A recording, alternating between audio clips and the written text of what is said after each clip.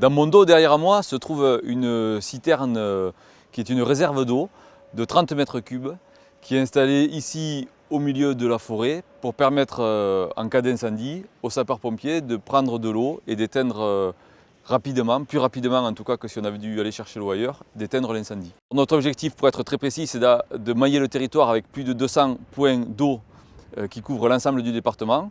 Pour l'instant, nous en avons environ une centaine qui sont principalement composés d'aires d'aspiration sur les cours d'eau qui sont pérennes l'été.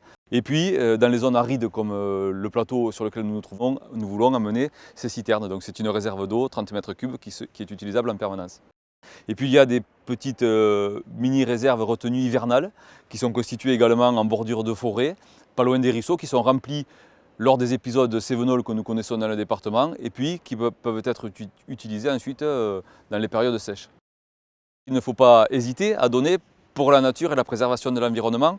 C'est vrai qu'on a tendance à penser que la forêt s'est agrandie depuis ces dernières décennies, c'est exact, mais c'est une raison supplémentaire pour œuvrer à sa protection, œuvrer à sa diversification et œuvrer à l'accompagnement que l'on doit faire de ces milieux forestiers dans le changement climatique que nous connaissons. La forêt du Sud-Charente en général et ici en particulier, effectivement, on a une série de feux criminels, de départs de feux criminels. Et cette année, on en a eu plus d'une dizaine. Il faut savoir que ça brûle autant au printemps qu'à l'été ici. Et donc au printemps, c'est humide. Voilà.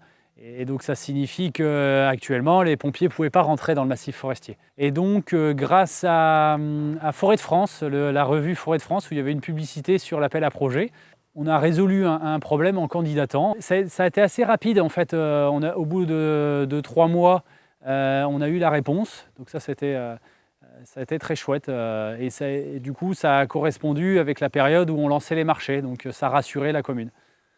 On est dans une situation où la forêt, on a très peu d'accès et que le fait qu'on puisse permettre aux secours d'accéder au plus près du feu, donc c'est l'attaque du feu naissant comme ils appellent ça, c'est capital.